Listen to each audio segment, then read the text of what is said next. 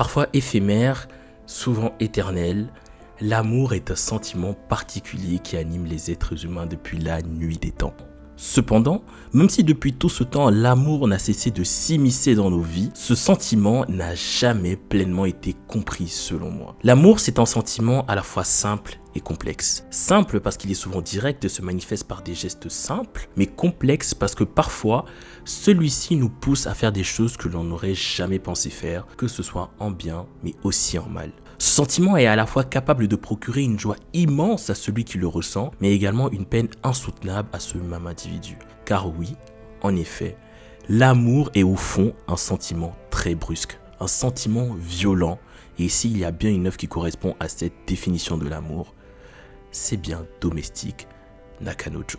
Kei Sasuga, l'autrice de Domestic Nakanojo, a voulu dans son manga donner une représentation des relations amoureuses, mais aussi des relations plus sociales, toutes particulière.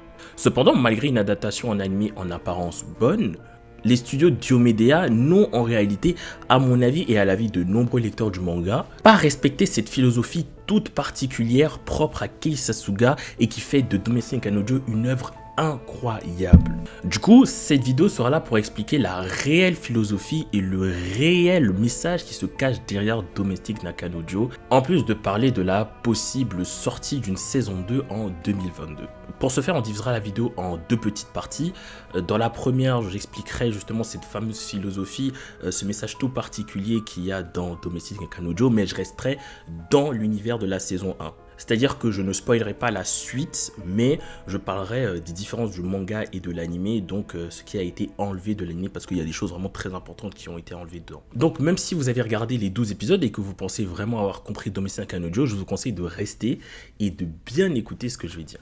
La seconde, elle sera un petit peu plus courte, elle sera consacrée à est-ce que oui ou non une saison 2 est vraiment possible en 2022 selon moi, et surtout est-ce que c'est une bonne ou une mauvaise idée au vu justement des éléments qui se passera. Dans cette partie, je ne vais pas trop spoiler, mais je vais donner des petites indications, donc ce seront vraiment des mini spoils, ce ne sera pas grand chose comparé à ce qui va se passer honnêtement. Mais ne vous inquiétez pas, en tout cas je préviendrai juste avant d'arriver à cette partie où on spoilera un petit peu, je mettrai des timecodes, comme ça vous pourrez passer si vraiment vous ne voulez absolument pas vous faire spoiler. Mais en tout cas ça peut aussi participer à un teaser, donc ça peut vous teaser, vous qui hésitez encore à aller lire la suite en manga, enfin, franchement c'est incroyable, donc restez si jamais ça ne vous dérange pas d'être un tout petit peu spoilé pour cette partie, mais comme j'ai dit je mettrai des timecodes pour ceux qui ne le veulent pas. Mais juste avant de commencer, j'aimerais vous parler du sponsor de cette vidéo qui est Mangekyo. Alors Mangekyo, c'est une marque qui fait des vêtements liés à l'univers des mangas, mais beaucoup plus par rapport aux shonen type Neketsu comme Dragon Ball, MHA, SNK et Naruto aussi. Ils ont plusieurs types de vêtements, ils ont des suites, voilà, si jamais vous avez froid, et ils ont également des t-shirts qui sont sortis il n'y a pas très longtemps. Là, malheureusement, je n'ai pas pu encore en avoir un, mais en tout cas, je vous les conseille vraiment, ils sont vraiment tout beaux. Un autre truc particulier avec cette marque, c'est que en fait, tous les dessins sont originaux, c'est-à-dire que vous ne retrouverez pas les mêmes modèles quelque part d'autre. Alors oui, bien évidemment, ceux qui s'inspirent de scènes de l'anime, etc., peuvent ressembler à d'autres fanarts ou quoi, mais vraiment, les dessins, tous les dessins qui sont là-bas sont des dessins originaux, faits par des graphistes français, donc il y a vraiment une exclusivité de cette marque là-bas. En tout cas, si vous voulez soutenir la chaîne, c'est vraiment un bon moyen de le faire. Vous pouvez le faire en allant sur le site, en commandant sur le site avec mon code promo HERO10 tout en majuscule. Donc voilà, vous passez votre commande, vous rentrez vos coordonnées et tout, et vous mettez HERO10 tout en majuscule et vous avez moins 10% et moi je touche une commission sur vos achats. Bref, sur ce, Ohayo Mina, c'est Hero et aujourd'hui on parle de Domestic Nakanojo. Satsuki. Bon alors on va être clair, cette vidéo est avant tout une vidéo analyse. C'est-à-dire que je ne suis pas là pour vous présenter le synopsis de l'œuvre, j'estime que vous le connaissez déjà et il y a plein de vidéos qui font ce genre de trucs. Du coup, je vais commencer par parler directement des différences entre les parties adaptées en animé et ces mêmes parties en manga. Déjà, il faut savoir que les 12 épisodes de l'anime sont censés adapter en réalité les 68 premiers chapitres du manga, soit presque 8 tomes. C'est énorme, vraiment. En comparaison, un manga comme Naruto, à l'épisode 12, n'avait adapté que 22 chapitres, soit une moyenne de 1,8 chapitres, voire 2 chapitres si on arrondit par épisode. Alors que pour Domekana, on en est à 5,6 chapitres par épisode, donc 5 chapitres et demi si on arrondit, c'est vraiment beaucoup. Mais ce n'est rien comparé à un manga comme Horimiya où l'anime a adapté 123 chapitres en 12 épisodes également, soit 10 chapitres par épisode. Sauf que vous vous en doutez bien, mais c'est impossible d'adapter autant de chapitres en un seul épisode. Que ce soit 5 chapitres et demi pour Domekana ou 10 chapitres pour Horimiya, c'est quelque chose de pas possible. Du coup, pour faire ça, les studios d'animation ont recours à une méthode qui est assez courante pour adapter les mangas de romance en animé, c'est-à-dire qu'ils vont supprimer plein de scènes. Alors, avec certaines œuvres comme Horimiya, qui ne suivent pas vraiment une trame principale, c'est pas très grave. Par là, en fait, je veux faire comprendre que le manga ne suit pas un objectif particulier. Ça raconte juste la vie de Hori, Miyamura et de leur entourage, et ça marche très bien d'ailleurs. Je n'irai pas jusqu'à dire que chaque chapitre peut être pris indépendamment, parce que bon, il y a quand même des références qui sont faites au précédent, mais beaucoup d'événements au cours des chapitres sont super anecdotiques. Même moi, pour vous dire, qui adore lire les mangas de romance et tout, j'ai même pas lu les 122 chapitres de Horimiya parce que voilà, au bout de 70 chapitres, ça commençait à être la même chose, ça tournait en rond, c'était à peu près tout le temps les mêmes choses en fait. Pour vous dire, de l'épisode 11 à l'épisode 12 de mémoire, je pense que l'animé saute plus de 70 chapitres. Et pourtant, vous ne sentez pas tellement la différence en vrai. Cependant, si Horimiya n'a pas réellement de ligne directrice, et du coup ça marche, Domestic Nakanojo, lui, en a bien une. Chaque chapitre, sauf les bonus bien sûr, et encore, servent au récit et au développement, mais surtout à la compréhension de l'histoire. Du coup, il y a beaucoup de moments très importants pour le développement de certains personnages secondaires, mais aussi importants pour le développement des 3 personnages principaux. En apparence, il s'agit de faits banals, mais ils sont nécessaires pour comprendre le récit de Kei Sasuga et ils sont d'ailleurs très intéressants. Mais en vrai, avec Domestic Nakanojo, c'est pire parce que au-delà de juste supprimer des scènes importantes, les studios Diomedea, ils ont quasiment changé la chronologie de certains moments. C'est par exemple le cas de la fameuse scène à la mer entre Hina et Natsuo, celle où mademoiselle Tachibana explique à son frère par alliance que si jamais ils venaient à sortir ensemble, ça reviendrait à faire un suicide collectif pour eux.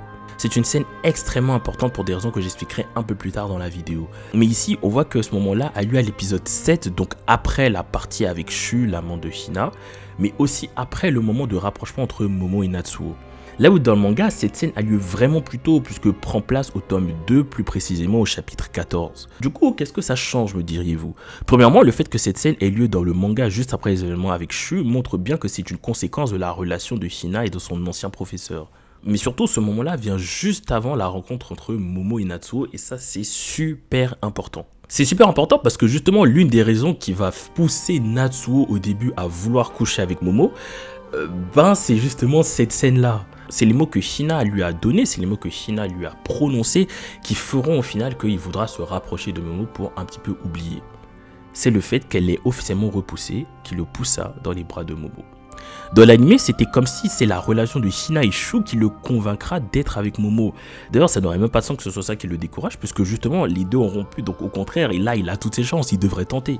On voit donc que ici, ce changement crée quasiment une incohérence. Le second changement de l'anime qui me rend perplexe, c'est la non-adaptation des 3 premiers chapitres du tome 4. Ces chapitres développent pas mal le personnage de Miu et ses sentiments pour Kiriya Sensei. On comprend sa timidité et le dilemme énorme qui régit son esprit. Mais le plus important dans ces chapitres, pour moi, c'était le développement de lui. En fait, il faut comprendre que lui, c'est un personnage qui tout au long de l'œuvre apprendra à comprendre toutes sortes de sentiments, particulièrement les sentiments amoureux. Et avec ces chapitres, on comprend les sentiments de lui et on voit le cheminement qui l'a poussé à tomber amoureuse de Natsuo. Là où dans l'anime, on a plus l'impression que lui tombe amoureux de Natsuo, comme ça en fait, par coup de foudre. Ce qui n'est d'ailleurs pas une mauvaise chose, ça peut arriver de tomber amoureux de cette façon. Mais dans le manga, on comprend le cheminement et c'est beaucoup, mais beaucoup plus clair. La première raison qui la poussera à tomber amoureuse de Natsuo est que personne auparavant n'avait été aussi gentil et sympa de façon désintéressée avec elle. Personne, mis à part les gens de son sang, se sont souciés d'elle à ce point et du coup, cette tendresse touchera à lui.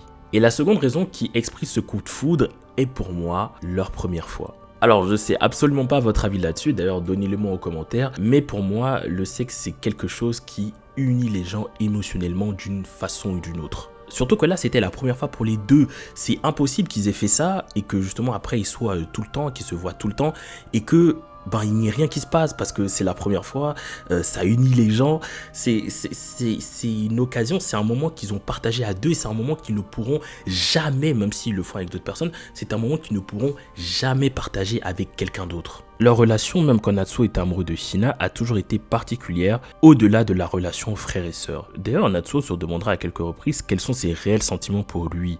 Même quand Hina le lui demandera, il ne n'ira jamais ressentir quelque chose pour sa petite sœur. J'ai d'ailleurs prévu une vidéo sur le personnage de lui, qui est le personnage qui a le plus évolué dans cette œuvre et qui est pour moi le meilleur personnage de Domestic Nakanojo. Le déclic final aura lieu lorsque Natsuo a failli se noyer. La peur de perdre celui qu'elle aime a fait définitivement comprendre à lui la nature de ses sentiments. C'est à ce moment qu'elle comprit qu'elle avait eu plus qu'une simple séance de sexe à partager avec Natsuo. Et même au niveau de Natsuo, c'est très intéressant puisque à son tour, il dira à lui des paroles similaires à celles que Hina lui avait données. C'est-à-dire qu'une relation entre les deux, au vu de leur statut, est quasi impossible. Ces moments sont aussi importants pour sa relation avec Hina puisqu'il verra encore plus pourquoi est-ce qu'ils ne peuvent pas être ensemble et ça le rendra très triste. Le quatrième passage omis par l'animé est vraiment l'un des plus importants pour moi, c'est celui du développement de Kiriya Sensei. Dans ces chapitres, on apprend que Kiriya Sensei, il y a quelques années, avait des relations spéciales avec une de ses anciennes élèves. À force de passer du temps ensemble à parler de leur passion commune, à savoir la littérature, la jeune fille développera des sentiments pour son professeur.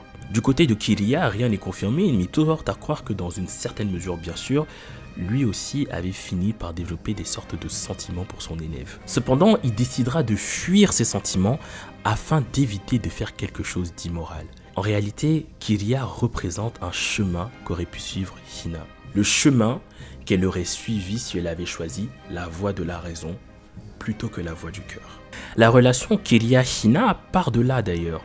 Le prof de français est celui qui comprend le mieux l'aîné des Tachibana à travers ce qu'ils ont vécu et c'est pour ça qu'il ne la jugera jamais. Quand à l'épisode 12, Hina dit que malgré les possibles avertissements de Kiriya, elle serait quand même sortie avec Natsuo, ça fait écho à leur similarité. Comme j'ai dit, Kiriya Sensei représente la raison et le pragmatisme, là où Hina représente le cœur et n'est en réalité qu'une vraie victime de l'amour. Elle aussi, elle aura sa propre vidéo d'ailleurs, parce que le personnage est très intéressant. D'ailleurs, si Kiriya ne viendra pas au lycée pendant un moment, c'est parce qu'il se fera renvoyer pour avoir giflé son ancien élève. Là où dans l'anime, c'est à cause d'une soi-disant surcharge de travail, donc vraiment rien à voir. D'ailleurs, cette fille qui était amoureuse de Kiriya a une histoire très intéressante. Victime d'un amour non renvoyé, elle sera poussée à détester celui qu'elle aime jusqu'à lui faire subir plusieurs atrocités.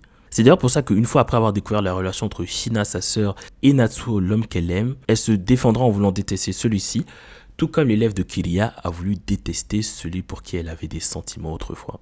Cependant, il n'est pas aisé de transformer l'amour en haine, et c'est pour ça que les deux se rendront finalement compte que malgré tous leurs efforts, elles n'arriveront jamais à réellement détester ceux qu'elles ont aimés ou celui qu'elles aiment.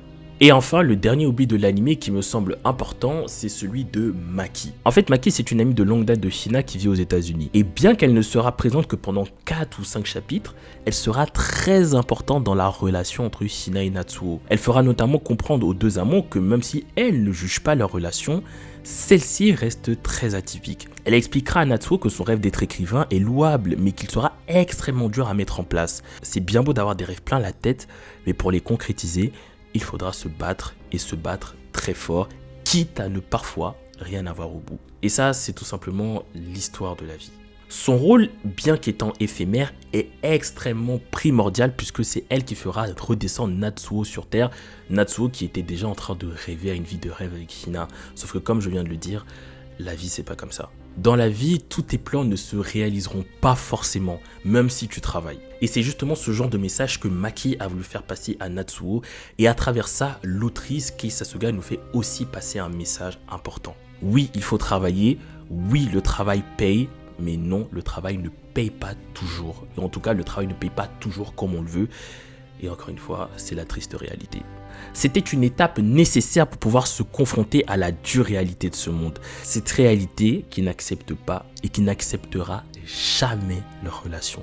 En fait, sur la première page du premier chapitre, on nous a dit qu'avec Domekana, Kei Sasuga cherche à décrire la relation amoureuse de la façon la plus violente possible. Indication qui n'est d'ailleurs pas présente sur l'édition française sortie chez Delcourt, je ne sais pas pourquoi. C'est pour ça que tous les faits que j'ai décrits étaient parfois des fatalités, des amours impossibles entre deux personnes à cause de la profession de l'autre, d'autres amours impossibles à cause d'une situation familiale, et d'autres tout simplement impossibles parce que le cœur de celui que l'on aime appartient à une autre. D'ailleurs, quand on regarde la relation de Natsuo quand Hina le quitte et l'abandonne, on remarque cela, on remarque toute la violence de cette scène, toute la violence de l'amour, la façon dont l'amour, un sentiment si beau, peut te rendre à la fois si triste, c'est incroyable. Le but de l'autrice, c'est de choquer et de transmettre les souffrances que l'amour peut engendrer à ses lecteurs. Même si dans l'anime on comprend ce point, dans le manga l'effet est vraiment accentué fois 100 et on le comprend encore mieux parce que Natsuo a plusieurs monologues et c'est tellement bien fait que même si vous avez regardé en anime, je vous conseille vraiment de lire le manga.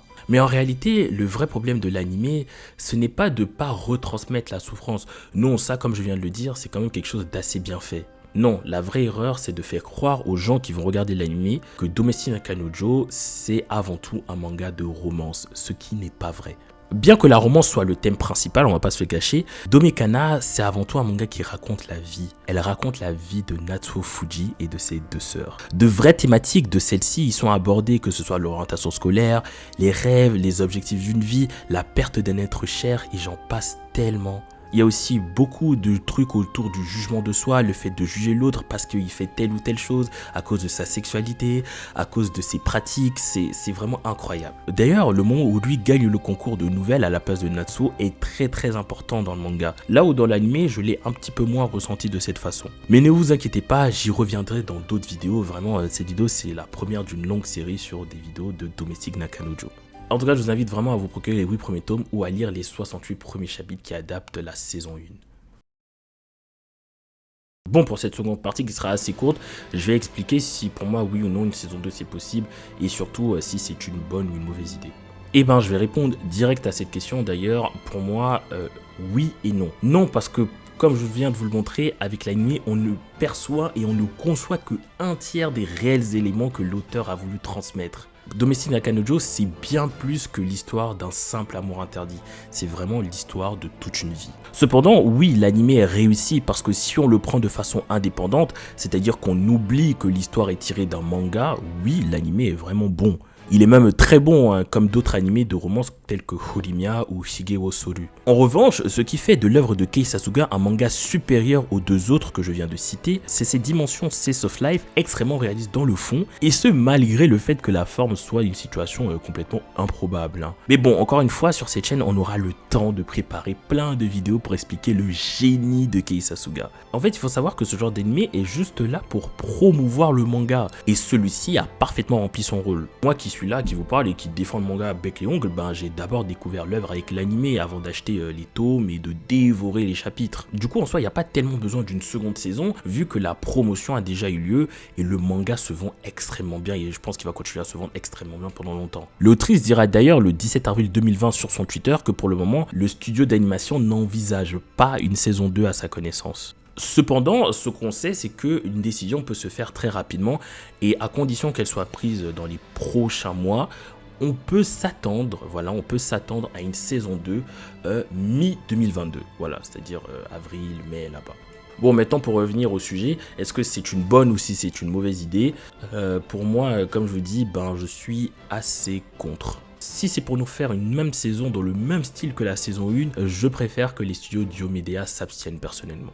Alors, encore une fois, si on prend la saison 1 indépendamment du manga, c'est un très bon animé, voilà, et une saison 2 serait une très bonne saison aussi si on continue dans cette lancée. Mais comme je l'ai dit, le manga est dans une toute autre dimension que l'anime veut le faire croire, et pour moi justement c'est une erreur parce que il y aura des gens qui vont peut-être pas accrocher à Domekana parce qu'ils vont dire ok bon c'est ça, le truc me dit pas trop, alors que non, Domekana c'est vraiment une œuvre beaucoup plus large que ce que l'anime, en tout cas l'anime de la saison 1 veut faire croire.